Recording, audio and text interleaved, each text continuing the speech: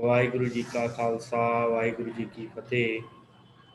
ਗੁਰੂ ਪਿਆਰੀ ਗੁਰੂ ਸਵਾਰੀ ਸਾਧ ਸੰਗਤ, ਆਪ ਜੀ ਇਸ ਸਵੇਰ ਵਾਲੀ ਆਨਲਾਈਨ ਗੁਰਮਤਿ ਕਲਾਸ ਵਿੱਚ ਜੁੜ ਚੁੱਕੇ ਹੋ, ਜਿਸ ਵਿੱਚ ਆਪਾਂ ਭਾਈ ਗੁਰਦਾਸ ਜੀ ਦੀ ਪਹਿਲੀ ਵਾਰ ਹੈ ਜੋ ਉਹਨੂੰ ਵਿਚਾਰ ਰਹੇ ਹਾਂ, ਜਿਸ ਵਿੱਚ ਭਾਈ ਗੁਰਦਾਸ ਜੀ ਨੇ ਗੁਰੂ ਨਾਨਕ ਸਾਹਿਬ ਜੀ ਦੇ ਸਮੇਂ ਦੇ ਹਾਲਾਤਾਂ ਨੂੰ ਬਿਆਨ ਕਰਕੇ ਗੁਰੂ ਨਾਨਕ ਸਾਹਿਬ ਜੀ ਦਾ ਇਸ ਧਰਤੀ 'ਤੇ ਆਉਣਾ ਅਤੇ ਸੰਸਾਰ ਦੇ ਲੋਕਾਂ ਨੂੰ ਭਾਵ ਭਗਤੀ, ਨਾਮਦਾਨ, ਇਸ਼ਨਾਨ ਦ੍ਰਿੜ ਕਰਵਾਉਣਾ, ਉਹਦੇ ਬਾਰੇ ਆਪਾਂ ਪਿਛਲੇ ਦਿਨਾਂ ਤੋਂ ਵਿਚਾਰ ਕਰ ਰਹੇ ਹਾਂ।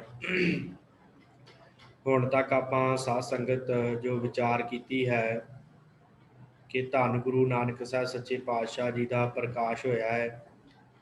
ਧਰਮ ਰੂਪੀ ਧੌਲ ਨੇ ਪਰਮੇਸ਼ਰ ਦੇ ਅੱਗੇ ਪੁਕਾਰ ਕੀਤੀ ਹੈ ਕਿ ਇਹ ਵਾਹਿਗੁਰੂ, ਮੇਰੇ ਤੇ ਪਾਪ ਬਹੁਤ ਵੱਧ ਗਿਆ, ਕਿਰਪਾ ਕਰੋ, ਤੁਸੀਂ ਹੁਣ ਆਪ ਅਵਤਾਰ ਧਾਰਨ ਕਰੋ। ਤੇ ਗੁਰੂ ਰੂਪ ਹੋ ਕਰਕੇ ਪਰਮੇਸ਼ਰ ਨੇ ਆਪ ਅਵਤਾਰ ਧਾਰਨ ਕੀਤਾ। ਫਿਰ ਉਸ ਤੋਂ ਬਾਅਦ ਵੱਡੇ ਭਾਗ ਹਰਸਿਓ ਬਨਿਆਈ ਸਤਿਗੁਰਾਂ ਨੇ ਪ੍ਰੇਮਾ ਭਗਤੀ ਦੇ ਨਾਲ ਜਪ ਤਪ ਕੀਤਾ ਹੈ ਪਰਮੇਸ਼ਰ ਨੂੰ ਪਾਉਣ ਵਾਸਤੇ। ਗੁਰੂ ਨਾਨਕ ਸਾਹਿਬ ਸੱਚੇ ਪਾਤਸ਼ਾਹ ਜੀ ਨੇ ਬੜੀ ਮਿਹਨਤ ਦੇ ਨਾਲ ਵੱਡੇ ਭਾਗ ਫਿਰ ਪਰਮੇਸ਼ਰ ਨਾਲ ਜਦੋਂ ਬਣੀ, ਫਿਰ ਉਸ ਤੋਂ ਬਾਅਦ ਧੰਨ ਗੁਰੂ ਨਾਨਕ ਸਾਹਿਬ ਨੇ ਸੰਸਾਰ ਨੂੰ ਉਪਦੇਸ਼ ਦਿੱਤਾ। ਧੰਨ ਗੁਰੂ ਨਾਨਕ ਸਾਹਿਬ ਸੱਚੇ ਪਾਤਸ਼ਾਹ ਜੀ 3 ਦਿਨ ਵੇਈ ਨਦੀ 'ਚ ਅਲੋਪ ਰਹੇ ਆ।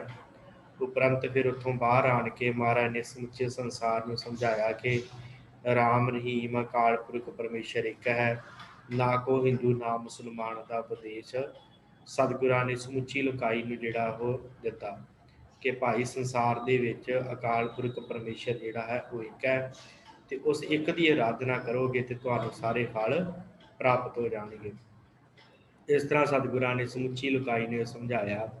ਅੱਜ ਆਪਾਂ ਜਿਹੜੀ ਪੌੜੀ ਸਾਧ ਸੰਗਤ ਵਿਚਾਰਨੀ ਉਹਦੇ ਵਿੱਚ ਤੀਰਥਾਂ ਦਾ ਜ਼ਿਕਰ ਹੈ ਕਿ ਧੰਨ ਗੁਰੂ ਨਾਨਕ ਸਾਹਿਬ ਜੀ ਤੀਰਥਾਂ 'ਤੇ ਗਏ, ਤੇ ਜਿੱਥੇ ਸੰਸਾਰ ਦੇ ਲੋਕ ਤੀਰਥਾਂ ਦੇ ਉੱਤੇ ਇਸ਼ਨਾਨ ਕਰਨ ਜਾਂਦੇ ਆ, ਪਰ ਗੁਰੂ ਨਾਨਕ ਸਾਹਿਬ ਸੱਚੇ ਪਾਤਸ਼ਾਹ ਜੀ ਤੀਰਥਾਂ ਦੇ ਉੱਤੇ ਇਸ਼ਨਾਨ ਨਹੀਂ, ਸਗੋਂ ਪ੍ਰੇਮਾ ਭਗਤੀ ਦਾ ਛਿੱਟਾ ਦੇਣ ਵਾਸਤੇ ਗਏ।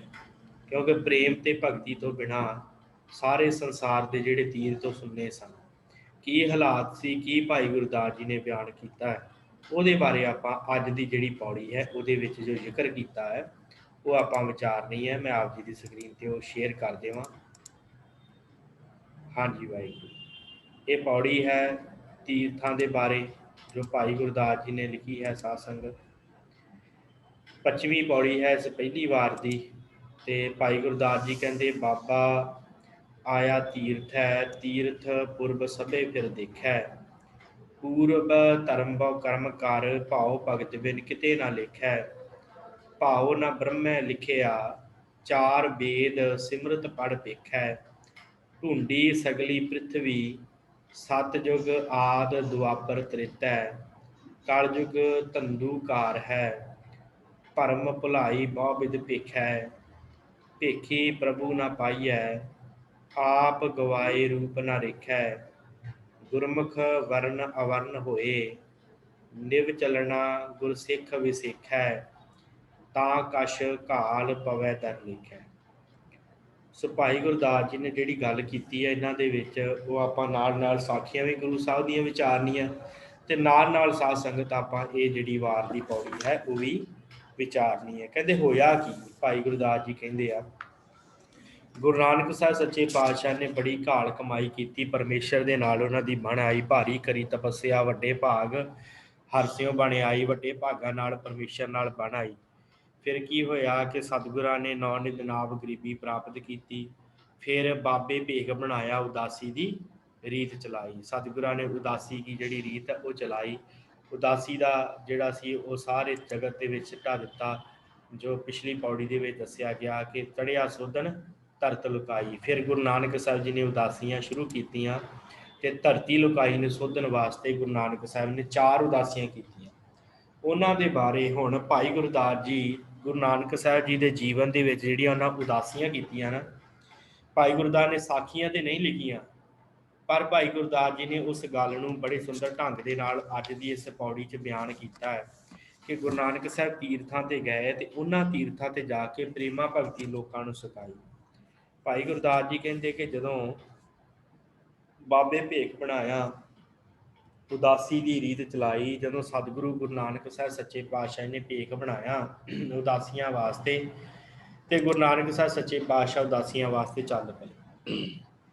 ਫਿਰ ਕਹਿੰਦੇ ਗਏ ਕਿੱਥੇ? ਕਹਿੰਦੇ ਬਾਬਾ ਆਇਆ ਤੀਰਥੇ, ਤੀਰਥ ਪੁਰਬ ਸਭੈ ਫਿਰ ਦੇਖੇ। ਸਭੇ ਤੀਰਥ ਜਿਹੜੇ ਉਹ ਸਤਿਗੁਰਾਂ ਨੇ ਦੇਖੇ ਹਨ, ਜਿੰਨੇ ਵੀ ਤੀਰਥ ਸਨ ਉਸ ਸਮੇਂ, ਉਹਨਾਂ ਤੀਰਥਾਂ ਤੇ ਸਤਿਗੁਰੂ ਗਏ। ਤੇ ਫਿਰ ਪੂਰਬ ਧਰਮ ਬਹੁ ਕਰਮ ਕਰ, ਭਾਉ ਭਗਤ ਬਿਨ ਕਿਤੇ ਨਾ ਲਿਖਿਆ। ਕਹਿੰਦੇ ਹੋਇਆ ਕਿ ਪੂਰਬ ਧਰਮ, ਕਹਿੰਦੇ ਜਿਹੜੇ ਪਿਛਲੇ ਧਰਮ ਸਨ, ਤੇ ਬਹੁ ਕਰਮ, ਤੇ ਤਰ੍ਹਾਂ ਤਰ੍ਹਾਂ ਦੇ ਲੋਕ ਜਿਹੜੇ ਉਹ ਕਰਮ ਕਰਦੇ ਸਨ ਪਿਛਲੇ ਪੂਰਬਲੇ ਧਰਮਾਂ ਨੂੰ ਵਿਚਾਰ ਕੇ। ਤੇ ਪਿਛਲੇ ਧਰਮਾਂ ਨੂੰ ਵਿਚਾਰ ਕੇ ਉਹਨਾਂ ਧਰਮਾਂ ਦੇ ਵਿੱਚ ਆਪਾਂ ਪਿੱਛੇ ਪੜ੍ਹ ਆਏ ਹਾਂ ਕਿ ਕਿਸੇ ਨੇ ਕਿਹਾ ਕਿ ਕਰਮ ਹੀ ਪ੍ਰਧਾਨ ਹੈ, ਕਿਸੇ ਨੇ ਕਿਹਾ ਕਿ ਤੁਸੀਂ ਇਸ ਸੰਸਾਰ ਦੇ ਉੱਤੇ ਕਰਮ ਪ੍ਰਧਾਨ ਹੈ, ਕਿਸੇ ਨੇ ਯੋਗ ਪ੍ਰਧਾਨ ਕਹਿ ਦਿੱਤਾ, ਕਿਸੇ ਨੇ ਕੁਛ ਕਹਿ ਦਿੱਤਾ। ਫਿਰ ਮਹਾਰਾਜ ਨੇ ਕਿਹਾ, ਧੰਨ ਗੁਰੂ ਨਾਨਕ ਸਾਹਿਬ ਨੇ ਵੇਖਿਆ ਤੀਰਥਾਂ ਤੇ ਗਏ ਜਦੋਂ, ਕਹਿੰਦੇ ਭਾਉ ਭਗਤ ਬਿਨ ਕਿਤੇ ਨਾ ਲਿਖਿਆ। ਮਹਾਰਾਜ ਨੇ ਵੇਖਿਆ ਕਿ ਪ੍ਰੇਮਾ ਭਗਤੀ ਬਾਝੋਂ ਸੰਸਾਰ ਦੇ ਲੋਕ ਜੇ ਰੁੜਦੇ ਜਾ ਰਹੇ ਆ, ਕਿਸੇ ਲੇਖੇ ਵਿੱਚ ਨਹੀਂ ਪੈ ਰਹੇ। ਭਾਵ ਪ੍ਰੇਮਾ ਭਗਤੀ ਉਹਨਾਂ ਦੇ ਵਿੱਚੋਂ ਨਿਕਲ ਗਈ, ਤੇ ਸਾਰੇ ਦੇ ਸਾਰੇ ਲੋਕ ਕਰਮ ਕਾਂਡਾਂ ਦੇ ਵਿੱਚ ਉਜਲੇ ਪਏ, ਕਰਮ ਕਾਂਡਾਂ ਦੇ ਵਿੱਚ ਲੱਗੇ ਪਏ, ਦੂਹੋ ਦੂ ਕਰਮ ਕਾਂਡ ਕਰੀ ਜਾਂਦੇ ਆ। ਪਰਮੇਸ਼ਰ ਵਾਹਿਗੁਰੂ ਦੀ ਬੰਦਗੀ ਵੱਲ ਕੋਈ ਧਿਆਨ ਹੀ ਨਹੀਂ। ਕਹਿੰਦੇ ਐਸੀ ਹਾਲਤ ਸੰਸਾਰ ਦੇ ਲੋਕਾਂ ਦੀ ਭਾਈ ਗੁਰਦਾਸ ਜੀ ਕਹਿੰਦੇ ਹੋਈ ਪਈ ਸੀ। ਫਿਰ ਕਹਿੰਦੇ ਭਾਉ ਭਗਤ ਨਾ ਬ੍ਰਹਮੇ ਲਿਖਿਆ, ਚਾਰ ਵੇਦ ਸਿਮਰਤ ਪੜ ਵੇਖਿਆ। ਕਹਿੰਦੇ ਭਾਈ ਗੁਰਦਾਸ ਜੀ ਕਹਿੰਦੇ ਇਹ ਲੋਕਾਂ ਦਾ ਵੀ ਕੋਈ ਇਹਦੇ ਵਿੱਚ ਉਹ ਨਹੀਂ ਹੈ, ਲੋਕਾਂ ਦਾ ਵੀ ਇਹਦੇ ਵਿੱਚ ਕੋਈ ਦੋਸ਼ ਨਹੀਂ ਹੈ। ਦੋਸ਼ ਕਿਹਦਾ ਹੈ? ਬ੍ਰਹਮੇ ਦਾ। ਬ੍ਰਹਮੇ ਨੇ ਕਹਿੰਦੇ ਚਾਰ ਵੇਦ ਲਿਖੇ, ਪਰ ਉਹਨੇ ਕਿਤੇ ਵੀ ਇਹ ਗੱਲ ਨਹੀਂ ਲਿਖੀ ਕਿ ਪਰਮੇਸ਼ਰ ਨੂੰ ਪਾਉਣ ਵਾਸਤੇ ਪ੍ਰੇਮਾ ਭਗਤੀ ਬੜੀ ਜ਼ਰੂਰੀ ਹੈ। ਭਾਵ ਭਗਤੀ, ਭਾਵ ਦਾ ਅਰਥ ਹੁੰਦਾ ਪ੍ਰੇਮ, ਭਗਤੀ ਦਾ ਅਰਥ ਭਗਤੀ। ਪ੍ਰੇਮ ਭਗਤੀ, ਭਾਵ ਭਗਤੀ ਜਿਹੜੀ ਹੈ ਨਾ ਉਹ ਬੜੀ ਜ਼ਰੂਰੀ ਹੈ। ਬ੍ਰਹਮੇ ਨੇ ਇਹਨਾਂ ਗ੍ਰੰਥਾਂ ਦੇ ਵਿੱਚ, ਵੇਦਾਂ ਦੇ ਵਿੱਚ, ਸਿਮਰਤੀਆਂ ਦੇ ਵਿੱਚ ਕਿਤੇ ਵੀ ਨਹੀਂ ਸੀ ਲਿਖਿਆ। ਭਾਈ ਗੁਰਦਾਸ ਜੀ ਕਹਿੰਦੇ ਪੜ੍ਹ ਕੇ ਵੇਖ ਲਓ ਭਾਈ, ਉਹਦੇ ਵਿੱਚ ਵੀ ਪ੍ਰੇਮਾ ਭਗਤੀ ਦੀ ਕੋਈ ਗੱਲ ਬ੍ਰਹਮੇ ਨੇ ਨਹੀਂ ਲਿਖੀ ਸੀ, ਜਿਹਦਾ ਕਰਕੇ ਸੰਸਾਰ ਦੇ ਲੋਕ ਉਹ ਜਾ ਕੇ ਪਰਮੇਸ਼ਰ ਨੂੰ ਪ੍ਰੇਮ ਦੇ ਨਾਲ ਯਾਦ ਕਰਦੇ। ਢੂੰਡੀ ਸਗਲੀ ਪ੍ਰਿਥਵੀ, ਸਤਿਯੁਗ ਆਦ ਦੁਆਪਰ ਤ੍ਰੇਤੇ। ਕਹਿੰਦੇ ਸਾਰੀ ਧਰਤੀ ਨੂੰ ਢੂੰਡ ਕੇ ਦੇਖ ਲਿਆ, ਫਰੋਲ ਲਿਆ, ਸਾਰਾ ਕੁਝ ਵੇਖ ਲਿਆ, ਸਾਰੀ ਧਰਤੀ ਵੇਖੀ। ਸਤਿਯੁਗ, ਦੁਆਪਰ, ਤ੍ਰੇਤਾ, ਤਿੰਨ ਯੁੱਗ ਵੇਖੇ, ਸਾਰੇ ਹਾਲਾਤ ਕਹਿੰਦੇ ਪੜ੍ਹ ਲਓ, ਸਾਰਾ ਕੁਝ ਵਾਚ ਲਓ। ਕਹਿੰਦੇ ਸਾਰੇ ਕੁਝ ਕਰਨ ਤੋਂ ਬਾਅਦ ਢੂੰਡੀ ਸਗਲੀ ਪ੍ਰਿਥਵੀ, ਸਤਿਯੁਗ ਆਦ ਦੁਆਪਰ ਤ੍ਰੇਤਾ, ਤਿੰਨ ਯੁੱਗ ਸਤਿਯੁਗ ਦੁਆਪਰ ਤ੍ਰੇਤਾ। ਫਿਰ ਕਹਿੰਦੇ ਕਲਯੁਗ ਧੰਦੂ ਘਾਰ ਹੈ, ਭਰਮ ਭੁਲਾਈ ਬਹੁ ਵਿਧ ਭੇਖੈ। ਕਹਿੰਦੇ ਸੰਸਾਰ ਦੇ ਲੋਕ ਤਰ੍ਹਾਂ ਤਰ੍ਹਾਂ ਦੇ ਭੇਖ ਬਣਾ ਕੇ ਸਤਿਯੁਗ ਦੇ ਅਨੁਸਾਰ, ਦੁਆਪਰ ਦੇ ਅਨੁਸਾਰ, ਤ੍ਰੇਤੇ ਦੇ ਅਨੁਸਾਰ ਕਰਮ ਕਰ ਰਹੇ ਆ। ਤੇ ਕਰਦੇ ਕਿਹਦੇ ਵਿੱਚ ਪਏ? ਕਲਯੁਗ ਦੇ ਵਿੱਚ। ਤੇ ਕਲਯੁਗ ਮਾਰੇ ਕਹਿੰਦੇ ਪਹਿਲੋਂ ਹੀ ਧੰਦੂ ਘਾਰ ਹੈ। ਭਾਈ ਗੁਰਦਾਸ ਜੀ ਕਹਿੰਦੇ ਕਲਯੁਗ ਧੰਦੂ ਘਾਰ ਹੈ। ਕਹਿੰਦੇ ਕਲਯੁਗ ਦੇ ਵਿੱਚ ਤੇ ਪਹਿਲੋਂ ਹਾਲਾਤ ਮਾੜੇ ਆ, ਕਲਯੁਗ ਦੇ ਲੋਕ ਤੇ ਸਮਝਦੇ ਪਹਿਲੋਂ ਨਹੀਂ ਪਏ, ਤੇ ਉੱਤੋਂ ਕਰਮ ਜਿਹੜੇ ਕਰ ਰਹੇ ਸਤਿਯੁਗ ਵਾਲੇ, ਦੁਆਪਰ ਵਾਲੇ, ਤ੍ਰੇਤੇ ਵਾਲੇ। ਹੁਣ ਸਤਿਯੁਗ ਦੇ ਵਿੱਚ ਲੋਕ ਜੱਗ ਕਰਦੇ ਸਨ, ਸਤਿਯੁਗ ਸਤ ਤ੍ਰੇਤਾ ਜਗੀ, ਤ੍ਰੇਤੇ ਦੇ ਵਿੱਚ ਜੱਗ ਕਰਦੇ, ਦੁਆਪਰ ਪੂਜਾ ਚਾਰ, ਦੁਆਪਰ ਦੇ ਵਿੱਚ ਪੂਜਾ ਕਰਦੇ ਸੀ। ਸਤਿਯੁਗ ਦੇ ਵਿੱਚ ਲੋਕੀ ਸੱਚ ਬੋਲਦੇ ਸਨ। ਫਿਰ ਦੁਆਪਰ ਦੇ ਵਿੱਚ ਜਿਹੜਾ ਸੀ ਉਹ ਤਪ ਕਰਨੇ ਸ਼ੁਰੂ ਕਰ ਦਿੱਤੇ, ਯੱਗ ਕਰਨੇ ਸ਼ੁਰੂ ਕਰ ਦਿੱਤੇ। ਤ੍ਰੇਤੇ ਸਤਿਯੁਗ ਸਤ, ਤ੍ਰੇਤਾ ਜਗੀ, ਤ੍ਰੇਤੇ ਜੱਗ, ਤੇ ਦੁਆਪਰ ਪੂਜਾ ਚਾਰ। ਦੁਆਪਰ ਦੇ ਵਿੱਚ ਲੋਕੀ ਪੂਜਾ ਚਾਰ ਕਰਮ ਕਾਂਡ ਕਰਨ ਲੱਗ ਪਏ। ਇਹੀ ਕਰਮ ਕਾਂਡ, ਇਹੀ ਪੂਜਾ ਆਚਾਰ, ਇਹੀ ਤਪ ਲੋਕ ਕਲਯੁਗ ਦੇ ਵਿੱਚ ਕਰਦੇ। ਮਹਾਰਾਜ ਭਾਈ ਗੁਰਦਾਸ ਜੀ ਕਹਿੰਦੇ ਪਰ ਕਲਯੁਗ ਤੇ ਹੈ ਹੀ ਧੁੰਦੂਕਾਰ। ਕਲਯੁਗ ਦੇ ਵਿੱਚ ਜੇ ਤੁਸੀਂ ਜਿਹੜਾ ਕਰਮ ਸਤਿਯੁਗ ਦੇ ਵਿੱਚ ਪ੍ਰਫੁੱਲਤ ਹੈ, ਉਹ ਸਤਿਯੁਗ ਦੇ ਵਿੱਚ ਪ੍ਰਫੁੱਲਤ ਹੈ। ਪਰ ਜੇ ਤੁਸੀਂ ਉਸ, ਵਾਹਿਗੁਰੂ ਮੈਂ ਮਿਊਟ ਕੀਤਾ ਨਹੀਂ ਸਾਰੀ ਸੰਗਤ ਨੂੰ, ਹਾਂਜੀ, ਕਹਿੰਦੇ ਕਿ ਜੇ ਸਤਿਯੁਗ ਦਾ ਧਰਮ ਹੈ ਤੇ ਦੁਆਪਰ ਦਾ ਧਰਮ ਹੈ, ਤ੍ਰੇਤੇ ਦਾ ਧਰਮ ਹੈ, ਉਹ ਧਰਮ ਕਲਯੁਗ ਦੇ ਵਿੱਚ ਕਰੋਗੇ। ਕਲਯੁਗ ਦੇ ਪਹਿਲੋਂ ਬੜਾ ਧੁੰਦੂਕਾਰ ਹੈ, ਇੱਥੇ ਤੇ ਪਹਿਲੋਂ ਬੜਾ ਹਨੇਰਾ ਫੈਲਿਆ ਹੋਇਆ। ਭਰਮ ਭੁਲਾਈ ਬਹੁ ਵਿਧ ਭੇਖ ਹੈ। ਕਈ ਤਰ੍ਹਾਂ ਦੇ ਭੇਖ ਲੋਕਾਂ ਨੇ ਰਚੇ ਆ, ਸਵਾਂਗ ਰਚਦੇ ਪਏ ਆ, ਨੱਚਦੇ ਪਏ ਆ। ਸਤਿਗੁਰਾਂ ਨੇ ਕਿਹਾ ਨਾ ਗਾਵਣ ਗੋਪੀਆਂ ਗਾਵਣ ਕਾਣ, ਗਾਵਣ ਸੀਤਾ ਰਾਜੇ ਰਾਮ। ਮਾਰੇ ਕਹਿੰਦੇ ਇਸ ਤਰ੍ਹਾਂ ਭੇਖ ਬਣਾ ਕੇ ਲੋਕ ਇੱਥੇ ਕਈ ਤਰ੍ਹਾਂ ਦੇ ਭੇਖ ਬਣਾ ਕੇ ਤੁਰੇ ਫਿਰਦੇ ਆ। ਭਾਈ ਗੁਰਦਾਸ ਜੀ ਕਹਿੰਦੇ ਭੇਖੀ ਪ੍ਰਭੂ ਨਾ ਪਾਈ ਹੈ, ਆਪ ਗਵਾਏ ਰੂਪ ਨਾ ਰੇਖਿਆ। ਕਹਿੰਦੇ ਭੇਖ ਦੇ ਨਾਲ ਪ੍ਰਭੂ ਵਾਹਿਗੁਰੂ ਪਰਮੇਸ਼ਰ ਅਕਾਲ ਪੁਰਖ ਨਹੀਂ ਮਿਲਦਾ। ਭੇਖ ਦੇ ਨਾਲ ਈਸ਼ਵਰ ਦੀ ਪਰਮੇਸ਼ਰ ਦੀ ਪ੍ਰਾਪਤੀ ਨਹੀਂ ਹੈ। ਆਪ ਗਵਾਏ ਰੂਪ ਨਾ ਰੇਖਿਆ। ਕਹਿੰਦੇ ਆਪਣਾ ਆਪਾ ਜਿਹੜਾ ਆ ਮਨੁੱਖ ਗਵਾ ਜਾਂਦਾ ਹੈ ਤੇ ਉਸ ਪਰਮੇਸ਼ਰ ਦਾ ਕੋਈ ਰੂਪ ਕੋਈ ਚੇਨ ਚੱਕਰ ਉਹਨੂੰ ਪ੍ਰਾਪਤ ਨਹੀਂ ਹੁੰਦਾ। ਭਾਵ ਪਰਮੇਸ਼ਰ ਦੇ ਨਾਲ ਉਹਦੀ ਬਣਦੀ ਨਹੀਂ, ਭੇਖਾਂ ਦੇ ਕਾਰਨ ਹਉਮੈ ਹੀ ਵੱਧਦੀ ਹੈ। ਗੁਰਮੁਖ ਵਰਨ ਅਵਰਨ ਹੋਏ ਨਿਵ ਚੱਲਣਾ ਗੁਰਸਿੱਖ ਵਸਿੱਖਿਆ। ਹੁਣ ਭਾਈ ਗੁਰਦਾਸ ਜੀ ਨੇ ਗੁਰਮਤਿ ਗੱਲ ਜਿਹੜੀ ਦ੍ਰਿੜ ਕਰਵਾਈ ਹੈ ਕਿ ਗੁਰਮੁਖ ਸਤਿਗੁਰਾਂ ਨੇ ਕੀ ਉੱਥੇ ਦ੍ਰਿੜ ਕਰਵਾਇਆ ਤੀਰਥਾਂ ਤੇ ਜਾ ਕੇ ਕਿ ਗੁਰਮੁਖ ਵਰਨ ਅਵਰਨ ਹੋਏ ਨਿਵ ਚੱਲਣਾ ਗੁਰਸਿੱਖ ਵਸਿੱਖਿਆ। ਮਹਾਰਾਜ ਨੇ ਕਿਹਾ ਭਾਈ ਤੁਸੀਂ ਭੇਖ ਕਰਦੇ ਪਏ ਹੋ ਤੇ ਇਹਨਾਂ ਭੇਖਾਂ ਦੇ ਵਿੱਚ ਲੱਗ ਕੇ ਤੁਸੀਂ ਹੰਕਾਰੀ ਹੋ ਕੇ ਤੁਰੇ ਫਿਰਦੇ ਹੋ। ਮਹਾਰਾਜ ਕਹਿੰਦੇ ਆ ਗੁਰਮੁਖ ਜਿਹੜਾ ਹੈ ਨਾ ਉਹ ਵਰਨ ਭਾਵੇਂ ਉੱਚਾ ਹੋਵੇ ਭਾਵੇਂ ਨੀਚੀ ਜਾਤ ਦਾ ਹੋਵੇ, ਵਰਨ ਅਵਰਨ ਗੁਰਮੁਖ ਵਰਨ ਅਵਰਨ ਹੋਏ, ਭਾਵੇਂ ਉੱਚੀ ਜਾਤ ਦਾ ਵਰਨ ਦੇ ਵਿੱਚੋਂ ਉੱਚਾ ਹੋਵੇ, ਅਵਰਨ ਭਾਵ ਨੀਵੀਂ ਜਾਤ ਦਾ ਹੋਵੇ। ਤੇ ਮਹਾਰਾਜ ਕਹਿੰਦੇ ਆ ਨਿਵ ਚੱਲਣਾ ਗੁਰਸਿੱਖ ਵਸਿੱਖਿਆ। ਮਹਾਰਾਜ ਕਹਿੰਦੇ ਨਿਵ ਕੇ ਚੱਲਣ ਦੇ ਨਾਲ ਸਿੱਖੀ ਦੀ ਵਡਿਆਈ ਹੈ। ਸਤਿਗੁਰਾਂ ਨੇ ਉਹਨਾਂ ਤੀਰਥ ਤੇ ਵਸਣ ਵਾਲੇ ਲੋਕਾਂ ਨੂੰ ਇਹ ਦ੍ਰਿੜ ਕਰਵਾਇਆ ਤਾਂ ਕਛ ਘਾਲ ਪਵੇ ਦਰ ਲੇਖੇ। ਮਹਾਰਾਜ ਕਹਿੰਦੇ ਫੇਰ ਕਿਤੇ ਜਾ ਕੇ ਤੁਹਾਡੀ ਕੋਈ ਘਾਲ ਜਿਹੜੀ ਹੈ ਉਹ ਥਾਏ ਪੈਣੀ ਆ, ਫਿਰ ਕਿਤੇ ਜਾ ਕੇ ਤੁਹਾਨੂੰ ਕੁਛ ਪ੍ਰਾਪਤ ਹੋ ਸਕਦਾ ਹੈ। ਨਹੀਂ ਤੇ ਤੁਸੀਂ ਇਸੇ ਤਰ੍ਹਾਂ ਕਰਮ ਕਾਂਡਾਂ ਦੇ ਵਿੱਚ ਰੁੱਝੇ ਰਹੋਗੇ, ਐਸੇ ਹੀ ਹਾਲਾਤ ਤੁਹਾਡੇ ਬਣੇ ਰਹਿਣਗੇ। ਸੋ ਆਓ ਆਪਾਂ ਥੋੜ੍ਹਾ ਜਿਹਾ ਸਾਧ ਸੰਗਤ ਇਹ ਵਿਚਾਰ ਕਰਨੀ ਹੈ ਕਿ ਧੰਨ ਗੁਰੂ ਨਾਨਕ ਸਾਹਿਬ ਨੇ ਇਹਨਾਂ ਤੀਰਥਾਂ ਤੇ ਜਾ ਕੇ, ਕਿਉਂਕਿ ਬੜੀਆਂ ਪ੍ਰਚਲਿਤ ਸਾਖੀਆਂ ਸਾਨੂੰ ਮਿਲ ਜਾਂਦੀਆਂ, ਕੀ ਸਤਿਗੁਰਾਂ ਨੇ ਉਪਦੇਸ਼ ਕਿਵੇਂ ਕਿਵੇਂ ਦਿੱਤਾ। ਭਾਵੇਂ ਕਿ ਭਾਈ ਗੁਰਦਾਸ ਜੀ ਨੇ ਜ਼ਿਆਦਾ ਵਿਸਥਾਰ ਇੱਥੇ ਨਹੀਂ ਕੀਤਾ, ਭਾਈ ਗੁਰਦਾਸ ਨੇ ਸਿਰਫ ਟੂਕ ਮਾਤਰੀ ਹਵਾਲੇ ਦਿੱਤੇ ਆ, ਪਰ ਆਪਾਂ ਵਿਸਥਾਰ ਸਹਿਤ ਸਾਖੀਆਂ ਸਤਿਗੁਰਾਂ ਦੀਆਂ ਵਿਚਾਰਦੇ ਹਾਂ ਕਿ ਗੁਰੂ ਨਾਨਕ ਸਾਹਿਬ ਨੇ ਇਹਨਾਂ ਤੀਰਥਾਂ ਤੇ ਜਾ ਕੇ ਕੀ ਉਪਦੇਸ਼ ਦਿੱਤਾ। ਸਭ ਤੋਂ ਪਹਿਲੀ ਸਾਖੀ ਸਾਧ ਸੰਗਤ ਆਪਾਂ ਨੂੰ ਪਤਾ ਹੀ ਹੈ ਤੇ ਆਪਾਂ ਉਹ ਬੜੇ ਵੱਡੇ ਪੱਧਰ ਤੇ ਵਿਚਾਰਦੇ ਹਾਂ, ਪ੍ਰਚਾਰਦੇ ਹਾਂ, ਪੜ੍ਹਦੇ ਹਾਂ, ਸੁਣਦੇ ਹਾਂ ਕਿ ਜਦੋਂ ਗੁਰੂ ਨਾਨਕ ਸਾਹਿਬ ਜੀ ਹਰਿਦੁਆਰ ਜਾਂਦੇ ਆ, ਸਤਿਗੁਰੂ ਗੁਰੂ ਨਾਨਕ ਸਾਹਿਬ ਸਾਧ ਸੰਗਤ ਹਰਿਦੁਆਰ ਜਾਂਦੇ ਆ ਤੇ ਉੱਥੇ ਜਿੰਨੇ ਵੀ ਪੰਡਿਤ ਆ ਉਹ ਸਵੇਰੇ ਉੱਠ ਕੇ ਸੂਰਜ ਨੂੰ ਪਾਣੀ ਦਿੰਦੇ ਪਏ। ਹੁਣ ਸੂਰਜ ਨੂੰ ਪਾਣੀ ਦੇਣਾ ਕਰਮ ਕਾਂਡ ਹੈ। ਇਹ ਗੁਰਮਤ ਇਸ ਗੱਲ ਨਾਲ ਸਹਿਮਤ ਹੈ ਕਿ ਕਰਮ ਕਾਂਡ ਹੈ, ਇਹ ਅਸੀਂ ਨਹੀਂ ਮੰਨਦੇ। ਤੇ ਉਹ ਸੂਰਜ ਨੂੰ ਪਾਣੀ ਦੇਈ ਜਾਂਦੇ ਆ। ਗੁਰੂ ਨਾਨਕ ਸਾਹਿਬ ਨੇ ਭਾਈ ਮਰਦਾਨੇ ਨੂੰ ਕਿਹਾ ਕਿ ਭਾਈ ਮਰਦਾਨਾ ਜੀ ਵੇਖੋ ਹਾਲਤ ਦੁਨੀਆ ਦੀ ਕੀ ਹੋਈ ਪਈ ਹੈ, ਕਿਸ ਤਰ੍ਹਾਂ ਵੇਖੋ ਬਿਨਾਂ ਭਾਵ ਭਗਤੀ ਤੋਂ ਸੰਸਾਰ ਦੇ ਲੋਕ ਵੇ ਕਿਹੜੇ ਕਰਮ ਕਾਂਡ ਕਰਦੇ ਗਏ। ਤੇ ਭਾਈ ਮਰਦਾਨਾ ਜੀ ਕਹਿੰਦੇ ਮਹਾਰਾਜ ਇਹਨੂੰ ਕਿਵੇਂ ਸਮਝਾਓਗੇ। ਸਤਿਗੁਰੂ ਕਹਿੰਦੇ ਕੋਈ ਨਹੀਂ ਮੈਂ ਸਮਝਾਉਣਾ। ਸਤਿਗੁਰਾਂ ਦਾ ਢੰਗ ਬੜਾ ਨਿਰਾਲਾ ਸੀ। ਮਹਾਰਾਜ ਨੇ ਉਹ ਪੂਰਬ ਵੱਲ ਨੂੰ ਪਾਣੀ ਦਿੰਦੇ ਕਿਉਂਕਿ ਸਵੇਰ ਦਾ ਵੇਲਾ ਸੀ, ਪੂਰਬ ਤੋਂ ਸੂਰਜ ਚੜ੍ਹਿਆ ਸੀ ਅਜੇ, ਤੇ ਸਤਿਗੁਰਾਂ ਨੇ ਪੱਛਮ ਵੱਲ ਨੂੰ ਪਿੱਠ ਕਰ ਲਈ, ਪੱਛਮ ਵਾਲੇ ਪਾਸੇ ਤਲਵੰਡੀ ਨਗਰ, ਆਪਣੇ ਤਲਵੰਡੀ ਨਗਰ ਵੱਲ ਨੂੰ ਮਹਾਰਾਜ ਨੇ ਉਸੇ ਤਰ੍ਹਾਂ ਜਿਵੇਂ ਉਹ ਪੰਡਿਤ ਪਾਣੀ ਚੁੱਕਿਆ ਕਰਨ ਤੇ ਰੋੜ ਦਿਆ ਕਰਨ, ਮਹਾਰਾਜ ਜੀ ਉਸੇ ਤਰ੍ਹਾਂ ਬੁੱਕ 'ਚ ਪਾਣੀ ਭਰਿਆ ਕਰਨ ਤੇ ਪੱਛਮ ਵੱਲ ਨੂੰ ਰੋੜ ਦਿਆ ਕਰਨ। ਉਹ ਜਿਹੜੇ ਪੰਡਿਤ ਸਨ ਉਹ ਇਸ਼ਨਾਨ ਕਰਦੇ ਕਰਦੇ ਮਹਾਰਾਜ ਵੇਖਣ ਲੱਗ ਪਏ ਗੁਰੂ ਨਾਨਕ ਦੇਵ ਜੀ ਵੱਲ, ਤੇ ਕਈਆਂ ਨੇ ਕਿਹਾ ਕਿ ਕਿਹੜੇ ਪਾਸੇ ਨੂੰ ਪਾਣੀ ਦੇ ਜਾਣਾ, ਇੱਧਰ ਨੂੰ ਮੂੰਹ ਕਰ। ਗੁਰੂ ਨਾਨਕ ਸਾਹਿਬ ਨੇ ਪਹਿਲਾਂ ਧਿਆਨ ਨਹੀਂ ਦਿੱਤਾ, ਫਿਰ ਉਸ ਤੋਂ ਜਾਣ ਬੁੱਝ ਕੇ ਧਿਆਨ ਨਹੀਂ ਦਿੱਤਾ। ਫਿਰ ਜਦੋਂ ਸਾਰਿਆਂ ਨੇ ਰਲ ਮਿਲ ਕੇ ਕਿਹਾ ਨਾ ਕਿ ਤੂੰ ਮੂਰਖ ਹੋ ਗਿਆ, ਤੈਨੂੰ ਕੋਈ ਪਤਾ ਨਹੀਂ ਲੱਗਦਾ, ਪਾਣੀ ਸੂਰਜ ਨੂੰ ਦੇਣਾ ਤੇ ਤੂੰ ਆ ਪੁੱਠੇ ਪਾਸੇ ਪਾਣੀ ਦੇਈ ਜਾਣਾ। ਤੇ ਗੁਰੂ ਨਾਨਕ ਸਾਹਿਬ ਨੇ ਕਿਹਾ ਭਾਈ ਮੈਂ ਕਿਉਂ ਪਾਣੀ ਦੇਣਾ ਹੈ ਤੇ ਮੇਰੇ ਕੋਲ ਕਾਰਨ ਤੇ ਪੁੱਛੋ। ਉਹ ਕਹਿੰਦੇ ਕਾਰਨ ਦੱਸ ਫਿਰ ਕਿਉਂ ਪਾਣੀ ਦੇਣਾ। ਤੇ ਗੁਰੂ ਨਾਨਕ ਸਾਹਿਬ ਕਹਿੰਦੇ ਅਸਲ ਦੇ ਵਿੱਚ ਮੇਰਾ ਨਗਰ ਹੈ ਤਲਵੰਡੀ, ਉੱਥੇ ਸਾਡੀਆਂ ਜ਼ਮੀਨਾਂ ਬਣੀਆਂ ਸਾਡੇ ਦਾਦਿਆਂ ਦੀਆਂ, ਸਾਡੇ ਪੁਰਖਿਆਂ ਦੀਆਂ, ਤੇ ਬੜੇ ਦਿਨ ਹੋ ਗਏ ਉੱਥੇ, ਬੜਾ ਚਿਰ ਹੋ ਗਿਆ ਪਾਣੀ ਮੀਂਹ ਨਹੀਂ ਪਿਆ ਤੇ ਮੇਰੀਆਂ ਫਸਲਾਂ ਸੁੱਕਦੀਆਂ ਪਈਆਂ। ਇਸ ਕਰਕੇ ਮੈਂ ਇਹ ਜਿਹੜਾ ਪਾਣੀ ਆ ਉਧਰ ਦੇਣਾ ਪਿਆ ਕਿ ਕੀ ਪਤਾ ਉੱਥੇ ਪਾਣੀ ਪਹੁੰਚ ਜਾਵੇ ਤੇ ਮੇਰੀਆਂ ਜਿਹੜੀਆਂ ਫਸਲਾਂ ਹਰੀਆਂ ਭਰੀਆਂ ਹੋ ਜਾਣ। ਤੇ ਇਹ ਕਹਿੰਦੇ ਆ ਪੰਡਿਤ, ਕਹਿੰਦੇ ਇਹ ਕਿਵੇਂ ਹੋ ਸਕਦਾ, ਤੁਹਾਡਾ ਜਿਹੜਾ ਪਾਣੀ ਆ ਉਹ ਕਿਵੇਂ ਪਹੁੰਚੂਗਾ, ਤੁਹਾਡੇ ਤਲਵੰਡੀ ਨਗਰ ਦੇ ਵਿੱਚ ਪਾਣੀ ਪਹੁੰਚ ਹੀ ਨਹੀਂ ਸਕਦਾ, ਇਹ ਤਾਂ ਇੱਥੇ ਰਹਿ ਜਾਣਾ ਗੰਗਾ ਦੇ ਵਿੱਚ ਹੀ।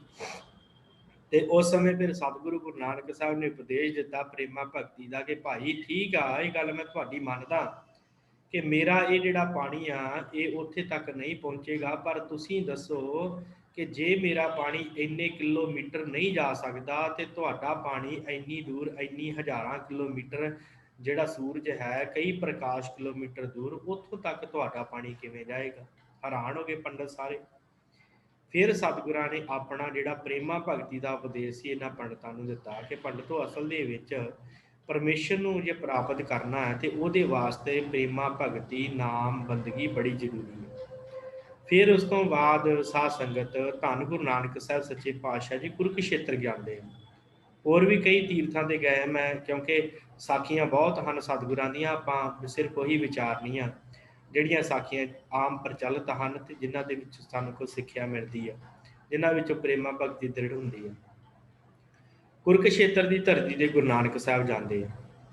ਜੋ ਅੱਜ ਦੀ ਗੱਲ ਹੈ ਕਿ ਬਾਬਾ ਆਇਆ ਤੀਰਥ ਤੇ ਤੀਰਥ ਪੁਰਤ ਸਭੇ ਫਿਰ ਦੇਖਿਆ, ਸਾਰਿਆਂ ਤੀਰਥਾਂ ਤੇ ਗਏ। ਇਸੇ ਤਰ੍ਹਾਂ ਕੁਰੂਕਸ਼ੇਤਰ ਪਹੁੰਚਦੇ ਆ। ਕੁਰੂਕਸ਼ੇਤਰ 68 ਤੀਰਥ ਮੰਨੇ ਗਏ ਸਾਧ ਸੰਗਤ ਹਿੰਦੂਆਂ ਦੇ ਵਿੱਚ।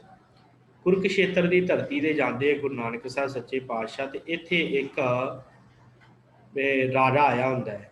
ਉਸ ਰਾਜੇ ਨਾਲ ਇੱਥੇ ਵਾਹਿਗੁਰੂ ਪੁੰਨਿਆਂ ਦਾ ਗ੍ਰਹਿਣ ਲੱਗਾ ਹੁੰਦਾ। ਪੂਰਨਮਾਸ਼ੀ ਹੁੰਦੀ ਤੇ ਕੋਈ ਗ੍ਰਹਿਣ, ਚੰਦਰ ਗ੍ਰਹਿਣ ਸ਼ਾਇਦ ਲੱਗਾ ਹੁੰਦਾ, ਸੂਰਜ ਗ੍ਰਹਿਣ, ਕੁਛ ਇਸ ਤਰ੍ਹਾਂ ਕੋਈ ਗ੍ਰਹਿਣ ਲੱਗਾ ਹੁੰਦਾ। ਤੇ ਉਸ ਸਮੇਂ ਜਿਹੜਾ ਸੀ ਮਾਸ ਰਿੰਨਣਾ ਮਨਾਹੀ ਸੀ, ਕਿਉਂਕਿ ਮਾਸ ਨਹੀਂ ਸੀ ਕੋਈ ਰਿੰਨ ਸਕਦਾ ਜਦੋਂ ਸੂਰਜ ਗ੍ਰਹਿਣ ਹੁੰਦਾ। ਤੇ ਕੋਈ ਰਾਜਾ ਉੱਥੇ ਆਇਆ ਸੀ ਤੇ ਉਹਨੇ ਤਪ ਤੁਪ ਕਰਵਾਇਆ। ਉਹਨੇ ਵੇਖਿਆ ਕਿ ਚਲੋ ਮੈਂ ਸ਼ਿਕਾਰ ਖੇਡਾਂ, ਤੇ ਉਹ ਸ਼ਿਕਾਰ ਖੇਡ ਕੇ ਉਹਨੇ ਇੱਕ ਹਿਰਨ ਨੂੰ ਮਾਰਿਆ। ਤੇ ਹਿਰਨ ਨੂੰ ਜਦੋਂ ਮਾਰਿਆ ਤੇ ਨੇੜੇ ਗੁਰੂ ਨਾਨਕ ਸਾਹਿਬ ਜੀ ਸਨ।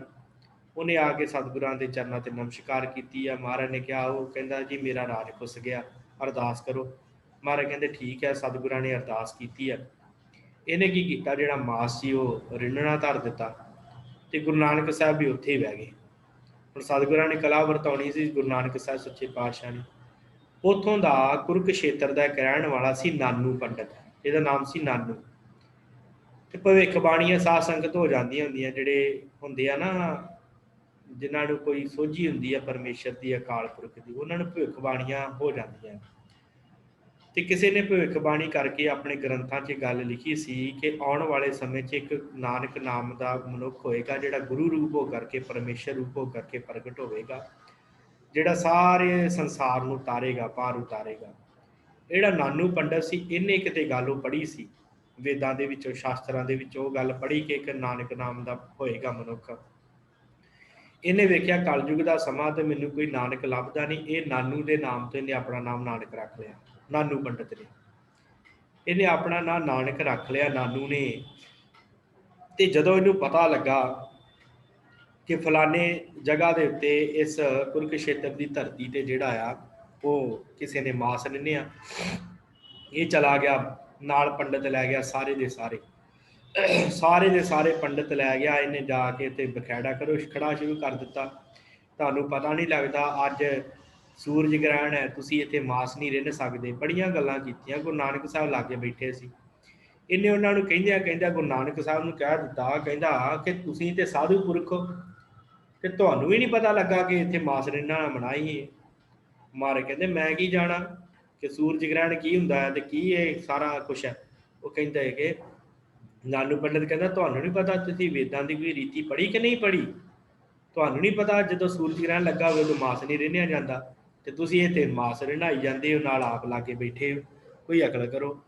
ਤੇ ਗੁਰੂ ਨਾਨਕ ਸਾਹਿਬ ਨੇ ਕਿਹਾ, ਭਾਈ ਕਿਹੋ ਜਿਹੀਆਂ ਗੱਲਾਂ ਕਰਦਾ ਹੈ ਤੂੰ? ਨਾਨੂ ਪੰਡਤ ਨੂੰ ਕਿਹਾ।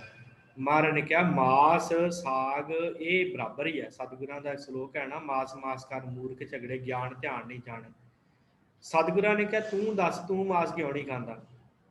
ਪਹਿਲੋਂ ਮਾਸੇ ਨਿੰਮਿਆ ਮਾਸੇ ਅੰਦਰ ਵਾਸ। ਤੇ ਮਹਾਰਾਜ ਕਹਿੰਦੇ ਜਦੋਂ ਤੂੰ ਤੇਰੇ ਮਾਤਾ ਦੇ ਗਰਭ ਦੇ ਵਿੱਚ ਆਇਆ ਉਦੋਂ ਵੀ ਤੂੰ ਮਾਸ ਰੂਪ ਸੀ। ਫਿਰ ਜਦੋਂ ਉਸ ਮਾਸ ਦੇ ਵਿੱਚੋਂ ਨਿਕਲਿਆ ਮੰਮਾ ਮਾਸ ਗਰਾਸ, ਫਿਰ ਮਾਤਾ ਦੇ ਥਣ ਦੇ ਵਿੱਚੋਂ ਤੂੰ ਦੁੱਧ ਚੁੰਗਿਆ, ਉਹ ਵੀ ਮਾਸ ਹੈ। ਮਹਾਰਾਜ ਕਹਿੰਦੇ ਮਾਸ ਕਿੱਥੇ ਨਹੀਂ ਆ, ਤੂੰ ਕਹਿੰਦਾ ਮਾਸ ਨਾ ਖਾਓ। ਤੇ ਮਹਾਰਾਜ ਨੇ ਫਿਰ ਇੱਥੇ ਉਪਦੇਸ਼ ਦਿੱਤਾ। ਮਹਾਰਾਜ ਕਹਿੰਦੇ ਮਾਸ ਮਾਸ ਕਰ ਮੂਰਖ ਝਗੜੇ। ਇਹ ਮੂਰਖਾਂ ਦਾ ਝਗੜਾ ਹੈ ਕਿ ਮਾਸ ਖਾਣਾ ਹੈ ਨਹੀਂ ਖਾਣਾ, ਇਹ ਤੇ ਮੂਰਖਾਂ ਦਾ ਝਗੜਾ ਹੈ।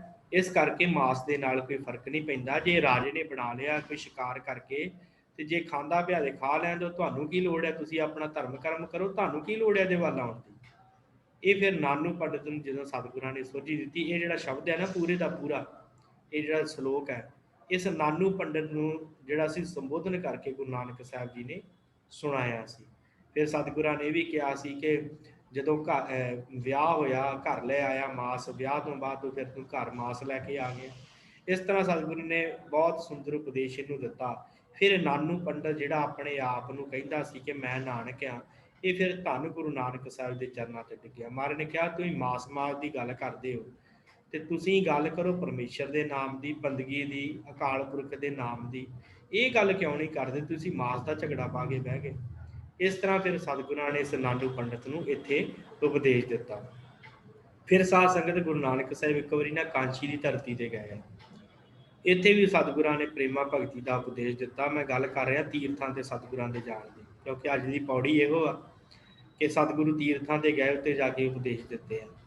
ਮਾਰੇ ਗਏ ਕਾਸ਼ੀ ਦੀ ਧਰਤੀ ਤੇ ਸਤਿਗੁਰੂ ਬਾਹਰ ਬਹਿ ਗਏ ਆ, ਤੇ ਨੇੜੇ ਇੱਕ ਸਾਧ ਸੰਗਤ ਕੁੱਤਾ ਮਰਿਆ ਹੋਇਆ ਸੀ, ਤੇ ਉਸ ਕੁੱਤੇ ਦੇ ਵਿੱਚੋਂ ਬਦਬੂ ਆਈ, ਤੇ ਭਾਈ ਮਰਦਾਨੇ ਨੇ ਕਿਹਾ ਮਹਾਰਾਜ ਇੱਥੇ ਕਿੱਥੇ ਬਹਿ ਗਏ ਆ। ਮਹਾਰਾਜ ਕਹਿੰਦੇ ਕੋਈ ਨਹੀਂ, ਬੈਠਾ ਰਹਿ, ਸਾਰੀਆਂ ਜਗ੍ਹਾ ਪਵਿੱਤਰ ਹੁੰਦੀਆਂ, ਮਰਦਾਨਿਆਂ ਅਕਾਲ ਪੁਰਖ ਦੀ ਬੰਦਗੀ ਕਰਦੇ ਆ। ਇੰਨੇ ਚਿਰ ਨੂੰ ਸਾਧ ਸੰਗਤ ਇਹ ਸਾਰੀ ਕਾਸ਼ੀ ਦੀ ਧਰਤੀ ਤੇ ਰੌਲਾ ਪੈ ਗਿਆ ਕਿ ਇੱਕ ਫਕੀਰ ਆਇਆ ਬਾਹਰ ਬੈਠਾ ਹੈ ਕਾਸ਼ੀ ਦੀ ਧਰਤੀ 'ਚ, ਤੇ ਉੱਥੋਂ ਦਾ ਇੱਕ ਪਾਂਧਾ ਸੀ, ਉਹਦਾ ਨਾਂ ਸੀ ਗੋਪਾਲ ਦਾਸ। ਗੋਪਾਲ ਦਾਸ ਆਪਣੇ ਚੇਲਿਆਂ ਨੂੰ ਲੈ ਕੇ ਗੁਰੂ ਨਾਨਕ ਸਾਹਿਬ ਦੇ ਕੋਲ ਆਇਆ। ਇਹਨੇ ਆਣ ਕੇ ਕਿਹਾ ਕਿ ਤੁਸੀਂ ਕਿਹੜੀਆਂ ਪੁਸਤਕਾਂ ਪੜ੍ਹੀਆਂ। ਗੁਰੂ ਨਾਨਕ ਸਾਹਿਬ ਨੂੰ ਕਿਹਾ, ਤੇ ਮਹਾਰਾਜ ਕਹਿੰਦੇ ਸਾਡਾ ਕੰਮ ਫਕੀਰਾਂ ਦਾ ਪੜ੍ਹਨਾ ਥੋੜ੍ਹੀ ਹੁੰਦਾ, ਸਾਡਾ ਕੰਮ ਤੇ ਪਰਮੇਸ਼ਰ ਦੀ ਬੰਦਗੀ ਕਰਨਾ ਹੁੰਦਾ। ਤੇ ਇਹਨੇ ਬੜਾ ਹੰਕਾਰ ਚ ਆਣ ਕੇ ਕਿਹਾ, ਗੋਪਾਲ ਦਾਸ ਨੇ, ਕਹਿੰਦਾ ਕਿ ਤੁਹਾਨੂੰ ਕੋਈ ਅਕਲ ਨਹੀਂ ਹੈਗੀ, ਤੁਸੀਂ ਕੋਈ ਪੁਸਤਕਾਂ ਪੜ੍ਹੀਆਂ ਨਹੀਂ, ਕੋਈ ਲੈਣਾ ਨਹੀਂ ਦੇਣਾ ਨਹੀਂ, ਮੂੰਹ ਚੁੱਕ ਕੇ ਤੁਸੀਂ ਆ ਜਾਂਦੇ ਹੋ। ਜਾਂ ਤੇ ਸਾਡੇ ਨਾਲ ਸ਼ਾਸਤਰ ਦੀ ਚਰਚਾ ਕਰੋ, ਸ਼ਾਸਤਰਾਂ ਦੀ ਵਿਚਾਰ ਕਰੋ, ਤੇ ਜਾਂ ਇੱਥੋਂ ਚਲੇ ਜਾਓ, ਨਹੀਂ ਤੇ ਤੁਹਾਨੂੰ ਮੈਂ ਇੱਥੋਂ ਭਜਾ ਦੇਵਾਂਗਾ, ਜਾਂ ਮੇਰੇ ਨਾਲ ਚਰਚਾ ਕਰੋ। ਪੜ੍ਹਿਆ ਲਿਖਿਆ ਬੜਾ ਸੀ, ਸਿਮਰਤੀਆਂ ਸ਼ਾਸਤਰਾਂ ਦਾ ਬੜਾ ਗਿਆਨ ਸੀ। ਗੁਰੂ ਨਾਨਕ ਸਾਹਿਬ ਹੱਸ ਕੇ ਕਹਿੰਦੇ ਆ ਕਿ ਪੰਡਤ ਜੀ, ਸਾਡਾ ਕੰਮ ਅਸਲ ਵਿੱਚ ਫਕੀਰਾਂ ਦਾ ਸ਼ਾਸਤਰਾਤ ਦੀ ਚਰਚਾ ਕਰਨਾ ਨਹੀਂ ਹੁੰਦਾ, ਪਰਮੇਸ਼ਰ ਦੀ ਬੰਦਗੀ ਕਰਨਾ ਹੁੰਦਾ। ਉਹ ਅਸੀਂ ਕਰ ਰਹੇ ਹਾਂ, ਆਪਣੇ ਕੰਮ 'ਚ ਖੂਬ ਆ, ਤੇ ਮੈਂ ਤਾਂ ਤੁਹਾਨੂੰ ਵੀ ਇਹੋ ਕਹਿਣਾ ਕਿ ਤੁਸੀਂ ਬੰਦਗੀ ਕਰੋ। ਕਹਿੰਦਾ ਨਹੀਂ ਜੀ, ਸ਼ਾਸਤਰ ਪੜ੍ਹਨੇ ਬੜੇ ਜ਼ਰੂਰੀ ਹੈ, ਕਿਤਾਬਾਂ ਪੜ੍ਹਨੀਆਂ ਬੜੀਆਂ ਜ਼ਰੂਰੀ ਆ, ਵੇਦਾਂ ਨੂੰ ਪੜ੍ਹਨਾ ਬੜਾ ਜ਼ਰੂਰੀ ਹੈ। ਮਹਾਰਾਜ ਕਹਿੰਦੇ ਪ੍ਰੇਮਾ ਭਗਤੀ ਤੋਂ ਬਿਨਾਂ ਇਹ ਸਾਰੇ ਵਿਅਰਥ ਹੈ। ਨਹੀਂ ਮੰਨਿਆ, ਕਹਿੰਦਾ ਜਾਂ ਤੇ ਚਰਚਾ ਕਰੋ, ਤੇ ਜਾਂ ਇੱਥੇ ਚਲੇ ਜਾਓ। ਤੇ ਗੁਰੂ ਨਾਨਕ ਸਾਹਿਬ ਕਹਿੰਦੇ ਚੱਲ ਠੀਕ ਆ, ਇੰਜ ਕਰਕੇ ਤੂੰ ਹੁਣ ਚਰਚਾ ਸਾਡੇ ਨਾਲ ਕਰਨੀ ਆ ਜਾਂ ਸਾਡੇ ਪੰਡਤ ਨੇ ਨਾਲ ਕਰਨੀ ਆ। ਗੋਪਾਲ ਦਾਸ ਕਹਿੰਦਾ ਮਹਾਰਾਜ ਕਿਹੋ ਜਿਹੀਆਂ ਗੱਲਾਂ ਕਰਦੇ ਹੋ। ਇਹਨੇ ਕਿਹਾ ਕਿ ਕਿਹੋ ਜਿਹੀਆਂ ਗੱਲਾਂ ਕਰਦਾ ਹੈ, ਮੈਂ ਤੇ ਤੇਰੇ ਨਾਲ ਚਰਚਾ ਕਰਨੀ ਹੈ। ਮਹਾਰਾਜ ਕਹਿੰਦੇ ਚੱਲ ਤੈਨੂੰ ਇੱਕ ਪੰਡਤ ਦਿੰਦੇ ਆ, ਅਸੀਂ ਆਪਣਾ ਪੰਡਤ। ਤੇ ਭਾਈ ਮਰਦਾਨੇ ਨੂੰ ਕਿਹਾ, ਸਤਿਗੁਰਾਂ ਦੇ ਕੋਲ ਜਲ ਸੀ ਥੋੜਾ ਜਿਹਾ। ਮਹਾਰਾਜ ਕਹਿੰਦੇ ਸਾਹਮਣੇ ਜਿਹੜਾ ਕੁੱਤਾ ਮਰਿਆ ਪਿਆ ਨਾ, ਉਹਦੇ ਤੇ ਜਲ ਛਿੜਕ, ਤੇ ਉਹ ਉੱਠ ਪਵੇਗਾ। ਸੱਤ ਕਰਤਾਰ ਕਹਿ ਕੇ ਭਾਈ ਮਰਦਾਨੇ ਨੇ ਜਲ ਛਿੜਕਿਆ, ਮਰਿਆ ਹੋਇਆ ਕੁੱਤਾ ਜਿੰਦਾ ਹੋ ਗਿਆ। ਸਤਿਗੁਰਾਂ ਦੇ ਕੋਲ ਆਇਆ, ਬੈਠਿਆ, ਤੇ ਮਹਾਰਾਜ ਨੇ ਕਿਹਾ ਵੀ ਲੈ ਪੰਡਤਾ, ਸਾਡਾ ਵੀ ਜਿਹੜਾ ਹੈ ਨਾ, ਸਾਡਾ ਵੀ ਇਹ ਪੰਡਤ ਆ ਗਿਆ, ਤੇ ਤੂੰ ਵੀ ਪੰਡਤ ਹੈ, ਤੇ ਕਰੋ ਆਪਸ 'ਚ ਵਿਚਾਰ ਚਰਚਾ। ਕਹਿੰਦਾ ਕੁੱਤੇ ਦੇ ਨਾਲ ਵਿਚਾਰ ਚਰਚਾ। ਮਹਾਰਾਜ ਕਹਿੰਦੇ ਪੁੱਛ ਤੇ ਸਹੀ, ਕੁੱਤਾ ਹੈ ਕੌਣ ਹੈ। ਇਹਨੇ ਕਿਹਾ ਉਸ ਕੁੱਤੇ ਨੂੰ ਕਿ ਤੂੰ ਕੌਣ ਹੈ, ਕਿਉਂਕਿ ਸ਼ਾਸਤਰਾਂ ਦੀ ਜਿਹੜੀ ਹੈ ਨਾ, ਵਿਚਾਰ ਕਰਨ ਤੋਂ ਪਹਿਲਾਂ ਇਹ ਗੱਲ ਕਹੀ ਜਾਂਦੀ ਸੀ ਕਿ ਮਨੁੱਖ ਕਿਹੜੀ ਕੁੱਲ ਦੇ ਨਾਲ ਸੰਬੰਧ ਰੱਖਦਾ ਹੈ, ਤੇ ਉਹਦਾ ਕੁੱਲ ਗੁਰੂ ਕੌਣ ਹੈ, ਤੇ ਉਹਨੇ ਕਿਹਦੇ ਕੋਲੋਂ ਵਿਦਿਆ ਹਾਸਲ ਕੀਤੀ ਹੈ। ਇਹ ਗੱਲਾਂ ਵਿਦਿਆ ਜਿਹੜੀ ਹੈ ਨਾ, ਜਦੋਂ ਸ਼ਾਸਤਰਾਂ ਦੀ ਚਰਚਾ ਕਰਨੀ ਹੁੰਦੀ ਹੈ, ਉਦੋਂ ਇਹ ਗੱਲਾਂ ਨੂੰ ਮੁੱਖ ਰੱਖਿਆ ਜਾਂਦਾ। ਤੇ ਉਹਨੇ ਕਿਹਾ ਕਿ ਇਹਦਾ ਕੁੱਲ ਕਿਹੜੀ ਆ, ਰੀਤ ਕਿਹੜੀ ਆ, ਕਿਹੜਾ ਇਹਦਾ ਗੁਰੂ ਹੈ ਕੁੱਤੇ ਦਾ। ਤੇ ਗੁਰੂ ਨਾਨਕ ਸਾਹਿਬ ਨੇ ਕਿਹਾ ਤੂੰ ਇਹਨੂੰ ਹੀ ਪੁੱਛ ਲਾ। ਇਹਨੇ ਕਿਹਾ ਕੁੱਤੇ ਨੂੰ, ਕਹਿੰਦਾ ਕਿ ਕਵਣ ਪੁਸਤਕ ਅਧਿਆਤਮ, ਕਹਿੰਦਾ ਕਿਹੜੀਆਂ ਪੁਸਤਕਾਂ ਦਾ ਅਧਿਐਨ ਕੀਤਾ। ਤੇ ਕੁੱਤਾ ਅੱਗੇ ਬੋਲ ਪਿਆ, ਕਹਿੰਦਾ ਕਿ ਸਰਬ ਪੁਸਤਕ ਅਧਿਆਤਮ, ਕਿ ਮੈਂ ਸਾਰੀਆਂ ਪੁਸਤਕਾਂ ਪੜ੍ਹੀਆਂ। ਬੜਾ ਹੈਰਾਨ ਹੋਇਆ ਕੁੱਤੇ ਦੇ ਬੋਲਣ ਤੇ। ਫਿਰ ਇਹਨੇ ਕੁੱਤੇ ਨੂੰ ਪੁੱਛਿਆ ਕਿ ਤੂੰ ਕਿਹੜੀ ਕੁੱਲ ਦਾ ਹੈ, ਕਿ ਕਿਹੜਾ ਤੇਰਾ ਗੁਰੂ ਹੈ, ਕੌਣ ਹੈ ਤੇਰਾ ਆਪਣਾ। ਉਸ ਸਮੇਂ ਫਿਰ ਕੁੱਤਾ ਕਹਿੰਦਾ ਕਿ ਗੋਪਾਲ ਦਾਸ, ਮੈਂ ਨਾ ਇਸੇ ਹੀ ਧਰਤੀ ਤੇ ਰਹਿਣਾ, ਤੇ ਫਲਾਨਾ ਫਲਾਨਾ ਮੇਰਾ ਗੁਰੂ ਆ, ਤੇ ਮੈਂ ਤੇਰੇ ਨਾਲ ਬੜਾ ਸੰਬੰਧ ਰੱਖਦਾ, ਤੇਰਾ ਮੈਂ ਆਪਣਾ ਹੀ ਆ। ਇਹ ਬੜਾ ਹੈਰਾਨ ਹੋਇਆ। ਗੋਪਾਲ ਦਾਸ ਕਹਿੰਦਾ ਕਿ ਜਿਹੜੇ ਗੁਰੂ ਦੀ ਗੱਲ ਕੀਤੀ ਉਹ ਤੇ ਮੇਰੇ ਦਾਦੇ ਦਾ ਗੁਰੂ ਸੀ, ਤੇ ਤੁਸੀਂ ਕੌਣ। ਕਹਿੰਦਾ ਕਿ ਬਿਸ਼ਨ, ਮੈਂ ਗੋਪਾਲ ਦਾਸ, ਮੈਂ ਤੇਰਾ ਦਾਦਾ ਬਿਸ਼ਨ ਦਾਸ ਹਾਂ। ਹੈਰਾਨ ਹੋ ਗਿਆ ਪੰਡਿਤ। ਕਹਿੰਦਾ ਦਾਦਾ ਜੀ ਤੁਸੀਂ ਇਸ ਜੂਨ ਦੇ ਵਿੱਚ। ਤੇ ਉਸ ਸਮੇਂ ਫਿਰ ਇਹਨੇ ਕਿਹਾ ਸੀ, ਕਹਿੰਦਾ ਦਾਦਾ ਜੀ ਤੁਸੀਂ ਇਸ ਜਨਮ ਦੇ ਵਿੱਚ, ਇਸ ਜੂਨ ਦੇ ਵਿੱਚ ਕਿਵੇਂ ਹੋ। ਤੇ ਉਸ ਸਮੇਂ ਫਿਰ ਇਹਨੇ ਕੁੱਤੇ ਨੇ ਕਿਹਾ, ਕਹਿੰਦਾ ਅਸਲ 'ਚ ਗੱਲ ਇੰਝ ਹੋਈ ਕਿ ਜਦੋਂ ਜਿੱਦਾਂ ਤੂੰ ਆਣ ਕੇ ਹਰ ਕਿਸੇ ਦੇ ਨਾਲ ਪੰਗਾ ਲੈਂਦਾ ਨਾ, ਕਿ ਮੇਰੇ ਨਾਲ ਸ਼ਾਸਤਰਾਂ ਦੀ ਚਰਚਾ ਕਰੋ, ਮੇਰੇ ਨਾਲ ਇੰਝ ਕਰੋ, ਮੇਰੇ ਨਾਲ ਇੰਝ ਕਰੋ, ਕਹਿੰਦੇ ਇਸੇ ਤਰ੍ਹਾਂ ਮੈਂ ਵੀ ਕਰਦਾ ਹੁੰਦਾ ਸੀ। ਮੈਂ ਵੀ ਜਿਹੜਾ ਵੀ ਇਸ ਧਰਤੀ ਤੇ ਆਉਂਦਾ ਸੀ, ਕਾਂਚੀ ਦੀ ਧਰਤੀ ਤੇ, ਉਹਦੇ ਨਾਲ ਲੜ ਪੈਂਦਾ ਹੁੰਦਾ ਸੀ ਕਿ ਮੇਰੇ ਨਾਲ ਸ਼ਾਸਤਰਾਂ ਦੀ ਚਰਚਾ ਕਰ। ਕਹਿੰਦੇ ਇੱਕ ਦਿਨ ਕੋਈ ਪਹੁੰਚਿਆ ਹੋਇਆ ਮਹਾਂਪੁਰਖ ਸਾਧੂ ਮੇਰੇ ਕੋਲ ਆ ਗਿਆ, ਤੇ ਉਹ ਸਾਧੂ ਨੇ ਆਣ ਕੇ ਜਦੋਂ ਇੱਥੇ ਆ ਕੇ ਬੈਠਾ ਬੰਦਗੀ ਕਰਨ ਲੱਗਾ, ਮੈਂ ਉਹਨੂੰ ਰੋਜ਼ ਹੀ ਕਿਤੇ ਸਵੇਰੇ ਕਿਤੇ ਸ਼ਾਮ ਜਦੋਂ ਵੀ ਆਉਣਾ ਮੈਂ ਉਹਨੂੰ ਕਹਿਣਾ ਕਿ ਮੇਰੇ ਨਾਲ ਸ਼ਾਸਤਰਾਂ ਦੀ ਚਰਚਾ ਕਰ। ਕਹਿੰਦੇ ਇੱਕ ਦਿਨ ਉਹਦੇ ਮਨ ਵਿੱਚ ਪਤਾ ਨਹੀਂ ਕੀ ਆਈ, ਉਹਨੇ ਸ਼ਰਾਪ ਦੇ ਦਿੱਤਾ। ਉਹਨੇ ਕਿਹਾ ਕਿ ਜਾ ਤੂੰ ਕੁੱਤਿਆਂ ਨੂੰ ਭੌਂਕਦਾ ਰਹਿਣਾ, ਰੋਜ਼ ਆ ਕੇ ਜਾਂ ਤੈਨੂੰ ਕੁੱਤੇ ਦੀ ਜੂਨੀ ਮਿਲੇ। ਤੇ ਫਿਰ ਉਸ ਤੋਂ ਬਾਅਦ ਕਹਿੰਦਾ ਕਿ ਮੈਂ ਇੱਥੇ ਹੁਣ ਕੁੱਤੇ ਦੀ ਜੂਨ ਲੈ ਕੇ ਤੇ ਇੱਥੇ ਘੁੰਮਦਾ ਫਿਰਦਾ ਸੀ, ਤੇ ਇੱਥੇ ਮੈਂ ਮਰ ਗਿਆ। ਹੁਣ ਗੁਰੂ ਨਾਨਕ ਸਾਹਿਬ ਨੇ ਮੇਰੇ ਤੇ ਜਲ ਪਾਇਆ ਤੇ ਮੈਨੂੰ ਜਿਉਂਦਾ ਕੀਤਾ, ਤੇ ਗੁਰੂ ਨਾਨਕ ਸਾਹਿਬ ਦੀ ਸ਼ਰਨ ਦੇ ਵਿੱਚ ਮੈਂ ਆਇਆ, ਤੇ ਮੈਨੂੰ ਗੁਰੂ ਨਾਨਕ ਸਾਹਿਬ ਜੀ ਮੁਕਤ ਕਰ ਦੇਣਗੇ। ਇੰਨੀ ਗੱਲ ਸੁਣ ਕੇ ਗੋਪਾਲ ਦਾਸ ਜਿਹੜਾ ਬੜਾ ਹੈਰਾਨ ਹੋਇਆ। ਇਹਨੇ ਫਿਰ ਦੋਵੇਂ ਹੱਥ, ਸਾਰਾ ਹੰਕਾਰ ਚੂਰ ਹੋ ਗਿਆ, ਸਤਿਗੁਰਾਂ ਦੇ ਅੱਗੇ ਦੋਵੇਂ ਹੱਥ ਜੋੜ ਕੇ ਬੇਨਤੀ ਕੀਤੀ ਹੈ ਕਿ ਗੁਰੂ ਨਾਨਕ ਸਾਹਿਬ ਕਿਰਪਾ ਕਰੋ, ਮੈਨੂੰ ਬਖਸ਼ੋ, ਕਿਰਪਾ ਕਰਕੇ ਮੈਨੂੰ ਉਪਦੇਸ਼ ਬਖਸ਼ਿਸ਼ ਕਰੋ। ਫਿਰ ਸਤਿਗੁਰਾਂ ਨੇ ਸ਼ਲੋਕ ਬਖਸ਼ਿਸ਼ ਕੀਤਾ, ਜਿਹੜਾ ਆਪਾਂ ਸਹਿਸਕ੍ਰਿਤੀ ਸ਼ਲੋਕ ਪੜ੍ਹਦੇ ਨਾ, ਪੜ ਪੁਸਤਕ ਸੰਧਿਆ ਬਾਦਨ, ਸਿਲ ਪੂਜਸ ਬਗਲ ਸਮਾਦਨ, ਮੁਖ ਝੂਠ ਬਿਪੂਕਣ ਸਾਰੰਗ, ਤ੍ਰੈਪਾਲ ਤੇ ਹਾਲ ਬਚਾਲਨ, ਗਲ ਮਾਲਾ ਤਿਲਕ ਲਾਟਨ, ਜੋ ਧੋਤੀ ਬਸਤਰ ਕਪਾਟਨ, ਜੋ ਜਾਣਸ ਬ੍ਰਹਮੰ ਕਰਮੰ ਸਾ ਫੋਕਟ, ਨਿਚੋ ਕਰਮੰ ਕਹੋ ਨਾਨਕ, ਨਿਚੋ ਧਿਆਵੇ ਬਿਨ ਸਤਿਗੁਰ ਬਾਟ ਨਾ ਪਾਵੇ। ਇਹ ਜਿਹੜਾ ਸ਼ਬਦ ਸਤਿਗੁਰਾਂ ਨੇ ਉਚਾਰਨ ਕੀਤਾ ਕਿ ਬਿਨਾਂ ਸਤਿਗੁਰੂ ਤੋਂ ਕੋਈ ਵੀ ਰਸਤਾ ਨਹੀਂ ਪਾ ਸਕਦਾ, ਪ੍ਰੇਮਾ ਭਗਤੀ ਤੋਂ ਬਿਨਾਂ ਕੋਈ ਵੀ ਰਸਤਾ ਨਹੀਂ ਪਾ ਸਕਦਾ। ਭਾਵੇਂ ਮਨੁੱਖ ਜਿੰਨਾ ਮਰਜ਼ੀ ਭੱਜਾ ਫਿਰੇ, ਤੀਰਥਾਂ ਦੇ ਉੱਤੇ ਜੋ ਮਰਜ਼ੀ ਕਰੀ ਜਾਵੇ। ਹੋਇਆ ਕੀ ਸੀ, ਸਾਸਤ ਹਾਲਾਤ ਹੀ ਐਸੇ ਸਨ ਕਿ ਲੋਕ ਤੀਰਥਾਂ ਤੇ ਜਾਣਾ ਬੜਾ ਆਪਣਾ ਉੱਤਮ ਭਾਗ ਸਮਝਦੇ ਸੀ। ਤੀਰਥਾਂ ਤੇ ਜਾਣਾ, ਉੱਥੇ ਜਾ ਕੇ ਪੁੰਨ ਦਾਨ ਕਰਨਾ, ਪਾਂਧਿਆਂ ਨੇ ਲੁੱਟ ਲਿਆ ਕਰਨਾ। ਐਸੇ ਹਾਲਾਤ ਹੋ ਜਾਣੇ ਕਿ ਸਾਧ ਸੰਗਤ ਇੱਥੋਂ ਤੱਕ ਹੁੰਦਾ ਸੀ ਕਿ ਇੱਕ ਸ਼ਿਵਪੁਰੀ ਦੇ ਵਿੱਚ ਇੱਕ ਆਰਾ ਰੱਖਿਆ ਸੀ ਇਹਨਾਂ ਨੇ, ਪੰਡਤਾਂ ਨੇ, ਤੇ ਇਹ ਕਿਹਾ ਜਾਂਦਾ ਸੀ ਕਿ ਜਿਹੜਾ ਉਸ ਆਰੇ ਦੇ ਨਾਲ ਆਪਣਾ ਤਨ ਚਿਰਵਾ ਲਵੇਗਾ ਤੇ ਉਹ ਮੁਕਤੀ ਪ੍ਰਾਪਤ ਕਰ ਲਵੇਗਾ। ਇਹ ਗੱਲ ਇਹਨਾਂ ਨੇ ਆਖੀ ਸੀ ਪੰਡਤਾਂ ਨੇ। ਤੇ ਉਹ ਜਿੰਨੇ ਰਾਜੇ ਹੁੰਦੇ ਸਨ, ਉਹ ਵਿਚਾਰੇ ਕੀ ਕਰਦੇ, ਆਪਣਾ ਧਨ ਦੌਲਤ ਸਾਰਾ ਕੁਛ ਜਿਹੜਾ ਸੀ ਉਹਨਾਂ ਨੂੰ ਦੇ ਕੇ ਪੰਡਤਾਂ ਨੂੰ, ਤੇ ਆਰੇ ਦੇ ਥੱਲੇ ਆਪਣਾ ਸੀਸ ਦੇ ਦਿੰਦੇ ਸੀ। ਉਹ ਵੱਢ ਕੇ ਦੋ ਹਿੱਸੇ ਕਰਕੇ ਪਰੇ ਰੱਖਦੇ। ਉਹ ਮਰਨ ਤੋਂ ਬਾਅਦ ਕੀ ਪਤਾ ਮਨੁੱਖ ਕਿੱਥੇ ਜਾਂਦਾ ਕਿੱਥੇ ਨਹੀਂ ਜਾਂਦਾ। ਇਹ ਤੇ ਗੱਲਾਂ ਬਣਾਈਆਂ ਸੀ ਪੰਡਤਾਂ ਨੇ ਕਿ ਤੁਸੀਂ ਮੁਕਤ ਹੋ ਜਾਓਗੇ ਸਾਰੇ ਦੇ ਨਾਲ, ਚੀਰਨ ਦੇ ਨਾਲ, ਧਨ ਦੌਲਤ ਲੁੱਟ ਲੈਣੀ ਸਾਰੀ, ਉਹਨਾਂ ਦੀ ਰੱਖ ਲੈਣੀ, ਫਿਰ ਉਹਨਾਂ ਨੂੰ ਆਰੇ ਦੇ ਨਾਲ ਵੜ ਦਿਆ ਕਰਨਾ।